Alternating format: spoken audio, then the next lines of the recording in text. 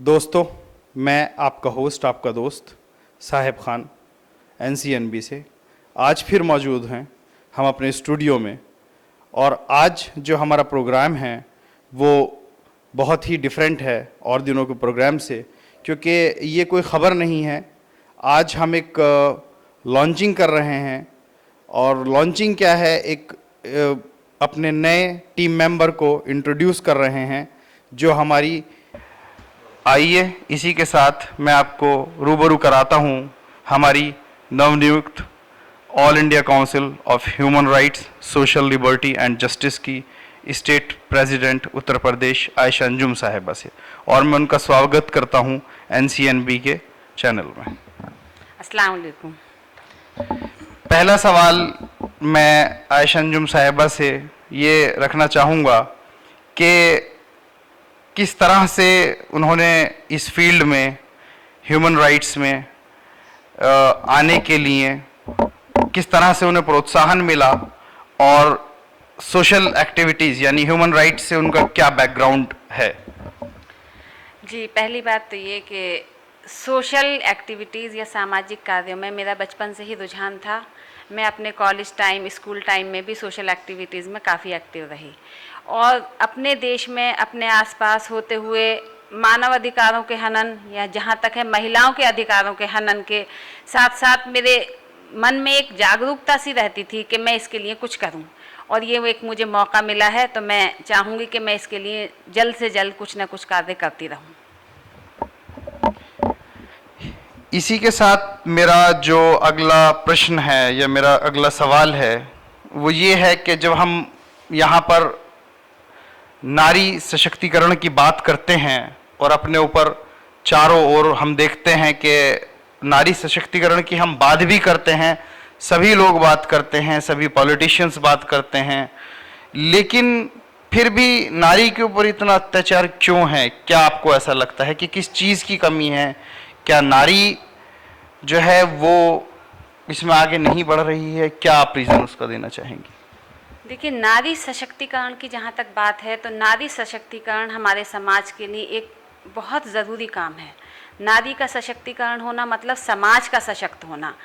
ये जो आपने अभी कहा कि पॉलिटिशियंस भी बात करते हैं, सभी लोग नारी सशक्तिकरण की बात करते हैं, तो मैं इसके लिए 3 कमियां महसूस करती हूँ कि हमारे समाज में 3 कमियां हैं।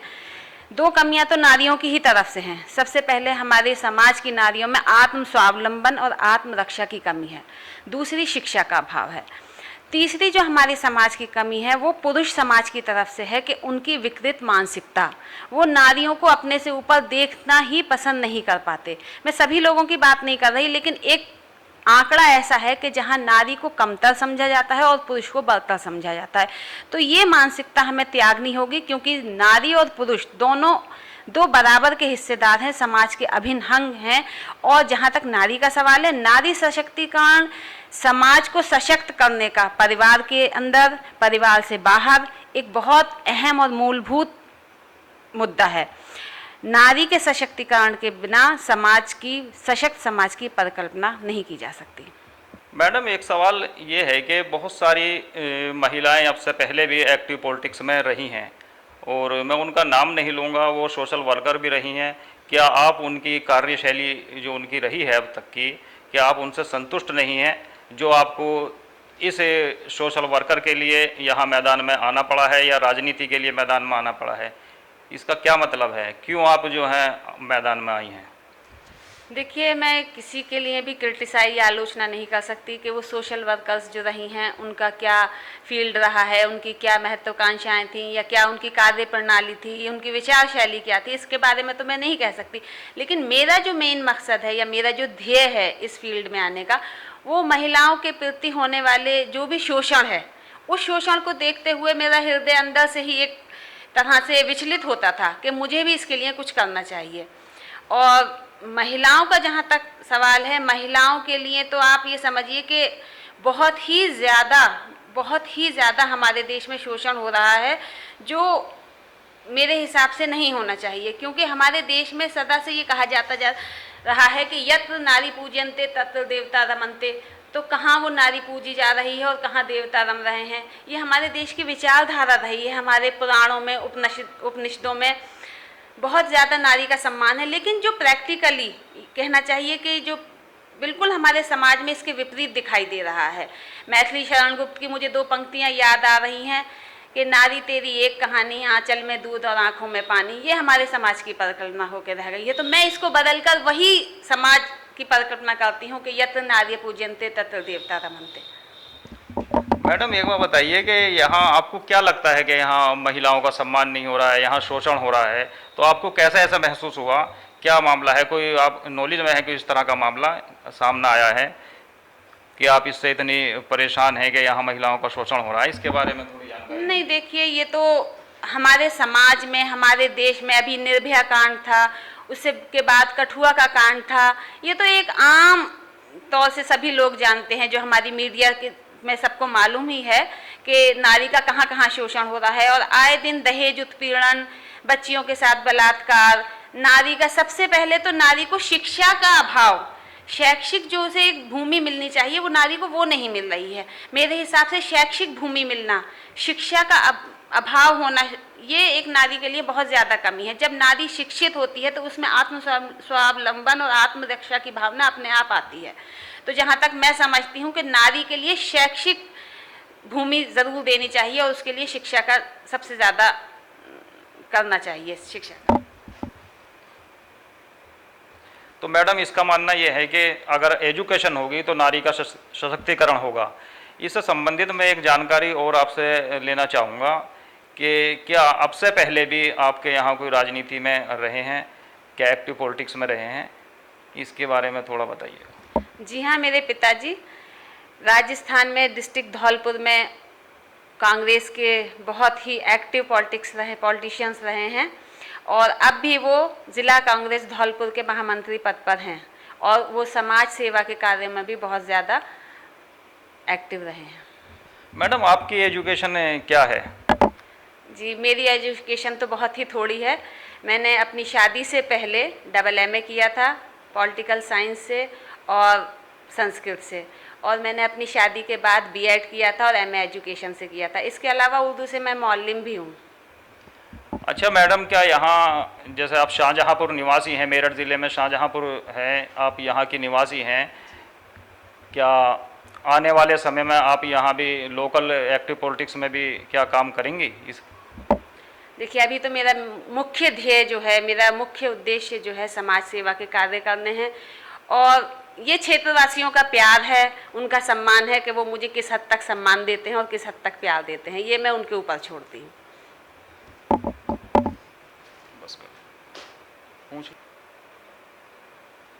मैडम, जहाँ नारी शक्ति की बात आती है वहीं देखने में आ रहा है उत्तर प्रदेश में कम से कम कि अगर सीट कोई महिला होती है, आरक्षित होती है, उस सीट पर वो विजय हो जाती हैं, लेकिन उसके बाद भी उनके जो पति हैं या और उनके फादर हैं वो ही विराजमान दिखते हैं सीट पर और वही काम करते नज़र आते हैं। महिला अपने घर के अंदर ही रहती है, चाहे वो नगर पंचायत की सीट हो, चाहे ग्राम पंचायत की सीट हो या और अन्य कोई सीट हो, उसी सीट पर वो काम करने के लिए महिलाओं को घर से बाहर नहीं भेजते हैं, जबकि उसके अध्यक्ष या प्रधान या चेयरमैन वो महिला खुद होती है, लेकिन उनके पति सारे काम को अंजाम देते हैं। इसके बारे में आप क्या कहेंगी? क्या यहाँ नारी का यहाँ इस मामले में भी क्या शोषण हो रहा है या वो नारी शक्ति की क्या बात रह जाती है इसमें? इस संबंध में आप क्या कहेंगी? जी देखिए, जैसा कि आपने बताया तो मानव अधिकार और महिलाओं के अधिकार, मानव अधिकार के अंतर्गत महिलाओं के अधिकार, तो ये महिला का अधिकार है कि वो अपनी आरक्षित सीट पर विजयी होने के बाद स्वयं अपने कार्य का संचालन करे। अगर कोई ऐसा करता है तो ये भी एक महिलाओं के मानव अधिकार का हनन है, क्योंकि अधिकार उसका है, विजयी वो हुई है, उसे अपनी कुशलता, उसे अपने कार्य संचालन की क्षमता दिखाने का अवसर मिलना चाहिए। इस तरह से प्रधान पति या प्रधान पिता जो भी हैं, अगर उसके कार्य संचालन को वो देख रहे हैं तो वो उसका मानसिक शोषण तो कर ही रहे हैं, साथ ही साथ कार्य कुशलता का भी शोषण कर रहे हैं, जो कि महिलाओं का बहुत अच्छी तरह से संचालन करती हैं। हमारे देश की प्रथम प्रधानमंत्री महिला जो थी, माननीय स्वर्गीय इंदिरा गांधी जी, उनके कार्य संचालन क्षमता हमने देखी है और बहुत सारे हैं, प्रतिभा पाटिल जी रही हैं, हमारी राष्ट्रपति पद पर पदासीन रही हैं, उनके कार्य संचालन क्षमता रही है। हम लोग नीचे स्तर से ही ऊपर जाते हैं। जब हमारी किसी कार्य संचालन क्षमता को या कार्य कुशलता को यहीं दबा दिया जाएगा तो हम आगे कैसे बढ़ेंगे? हमें बढ़ने के लिए ज़मीनी स्तर से उठना होता है। एकदम कोई भी स्त्री प्रधानमंत्री या राष्ट्रपति नहीं बनती, वो नीचे की सीढ़ियां तय करते हुए ही आगे बढ़ती है। जब हमें नीचे की सीढ़ियों पर ही उसे दबा दिया जाता है तो आगे बढ़ने का तो सवाल ही नहीं होता। तो ये पुरुषों की मानसिकता है कि वो महिलाओं को अपने बराबर समान अधिकार नहीं देना चाहते, सिर्फ बातों ही बातों में ये कहते हैं कि महिलाओं को बराबरी मिलनी चाहिए। यहाँ पुरुषों को अपनी मानसिकता बदलनी पड़ेगी। बहुत अच्छी बात। मैडम ने नारी शक्ति के बारे में जो बातें हमें बताई हैं, इससे ऐसा लगता है कि महिलाओं में निडरता, कार्य करने की क्षमता पैदा होगी, जिसकी वजह से आज मैडम ने बताया है कि नारी शक्ति की मिसाल देकर कि महिलाओं को किस तरह से इसमें भागीदारी करनी चाहिए और आगे आना चाहिए। मैडम, कोरोना जैसे पूरे देश में हावी है इस वक्त, तो आप देशवासियों को क्या संदेश देना चाहती हैं कि कोरोना से बचाव किस तरह से करना चाहिए, या कोरोना जो चल रहा है इसका लॉकडाउन में लोग किस तरह से पालन करें? जी देखिए, कोरोना एक महामारी है जो हमारे देश को बहुत पीछे की ओर ले जा रही है, लेकिन हमारे लिए सबसे ज़्यादा है अपने देश के नागरिकों की ज़िंदगियाँ। और ज़िंदगियाँ बचाने के लिए मैं यही कहूँगी कि हमारे माननीय श्रीमान प्रधानमंत्री मोदी जी, नरेंद्र मोदी जी ने जो दिशा निर्देश दिए हैं उनका पालन करें। कोरोना के द्वारा शासन प्रशासन द्वारा गाइडलाइंस जारी की गई हैं, उनका पालन करें, स्वच्छता का ध्यान रखें, घर पर रहें, सुरक्षित रहें। और साथ ही मैं ये भी कहना चाहूँगी कि कोरोना के जो योद्धा हैं, हमारा पुलिस डिपार्टमेंट, हमारा हेल्थ डिपार्टमेंट और हमारा ये सफाई कर्मचारी, आप इनका सम्मान करें, इनका आदर करें और इनका प्रोत्साहन करें। कोरोना जैसी महामारी के ऊपर विजय प्राप्त करने के लिए हमें इनका सम्मान करना और अपनी सुरक्षा करना दोनों ही बहुत ज़रूरी हैं। स्वयं भी सुरक्षित रहें और अपने आसपास के लोगों की सुरक्षा का ध्यान रखें, घर में रहें, सफाई का ध्यान रखें। बस महिला होने के नाते मैं महिलाओं से ये अपील करूँगी, ये दरख्वास्त करूँगी कि गाँव में, देहात में ये छोटे छोटे बच्चे जो बाहर निकल जाते हैं, तो माँ होने के नाते मैं भी एक माँ हूँ, अपने बच्चों का ध्यान रखें, उन्हें घर पर रखें और अपने घर के वृद्धजनों का भी खास ख्याल रखें, क्योंकि उनमें इम्यूनिटी पावर कम होती है, बीमारी से लड़ने की क्षमता कम होती है। उनका भी खास ध्यान रखें और अपने बच्चों को घर पर ही रखें, सुरक्षित रखें। अच्छा मैडम, जैसे आप मुस्लिम कल्चर से रिलेटेड हैं, तो आपके यहाँ वैसे भी पर्दे का बहुत ही ज़्यादा अहतमाम किया जाता है। आप किस तरह से अपने घर वालों को डील करेंगी, क्योंकि आपको मैदान में आना है, आप पे इस तरह का जो है पद है, आपको मैदान में तो हमेशा रहना ही पड़ेगा और घर से बाहर भी निकलना ही पड़ेगा लोगों की सेवा के लिए। तो इसे आप किस तरह से डील करेंगे? घर वाले जो हैं इससे आप पे कोई एतराज़ जाहिर तो नहीं करेंगे? जी देखिए, जहाँ तक आपने मुस्लिम समाज से होने की बात कही है, तो मुस्लिम समाज की बहुत सी ऐसी नारी हैं जो देश स्तर पर भी और संपूर्ण विश्व स्तर पर भी ये सारे काम, समाज सेवा के काम कर रहे हैं और साथ ही अपने पर्दे का और हिजाब का भी ध्यान रखती हैं। सबसे पहले मैं उदाहरण दूंगी मलाला यूसुफजई का। उसने अपने हिजाब को कायम रखते हुए एक विश्व स्तर पर समाज सेवा के कार्य किए हैं। और जहाँ तक मेरे परिवार का सवाल है, मेरे पति जो हैं वो बहुत ही मेरे साथ कोऑपरेटिव हैं। पर्दे में रहकर भी सारे काम किए जा सकते हैं या हिजाब में रहकर भी सारे काम किए जा सकते हैं। पर्दा किसी तरह की कोई लक्ष्मण रेखा नहीं है कि उसे आप पार नहीं कर सकते किसी के लिए। और नारी के लिए जितना पर्दा ज़रूरी है उतना ही नारी के लिए उसका उत्थान भी ज़रूरी है। अगर नारी पतन में चली जाएगी तो हमारा समाज और हमारा देश और हमारा धर्म भी पतन में चला जाएगा। इसलिए नारी के लिए पर्दा भी ज़रूरी है और उसके समाज का उत्थान भी ज़रूरी है। सारे काम पर्दे में रहकर किए जा सकते हैं और पर्दा किसी चीज़ के लिए पाबंदी नहीं लगाता। अच्छा, बहुत बहुत शुक्रिया आयशा अंजुम जी। अब मैं आपको लिए चलता हूँ हमारे NCNB के डिप्टी डायरेक्टर साहिब खान के पास। एक बहुत अच्छी बात कही है हमारी आयशा अंजुम साहिबा ने, और इसी के ऊपर मुझे कुछ बात याद आ गई और बड़ी आम सी बात है, दो मिसरे याद आए हैं जिनको हम अगर गौर से सुने तो उनकी बड़ी महत्वता है। और ये एक नुसरत फ़तेह अली ख़ान साहब की एक गज़ल कहूँ आफरी आफरी, तो उन्होंने उसमें बीच में कहा है कि आंखें झुककर उठी तो हया बन गईं और आंखें उठकर झुकी तो ख़ता बन गईं। तो जहाँ तक मैं पर्दे को मानता हूँ, वो पर्दा जो है सिर्फ आपकी आंखों का पर्दा है, आपके जहन का पर्दा है, इससे ज़्यादा और कुछ भी नहीं है। अगर आपका जहन साफ़ है, आपकी आंखें साफ़ हैं, तो सब कुछ पर्दा वहीं पर है। और बाकी आप कुछ भी किसी भी तरीके से कवर अप रहें और आपका जहन साफ़ नहीं, आपकी आंखें साफ़ नहीं, तो ऐसे पर्दे का कोई भी फ़ायदा नहीं है। और इसी के साथ में मैं बहुत बहुत स्वागत करूंगा being vice president national youth all India council of human rights social liberty and justice की ओर से आयशा अंजुम साहिबा का, जिनको अभी नवनियुक्त वुमेन स्टेट प्रेसिडेंट बनाया गया है।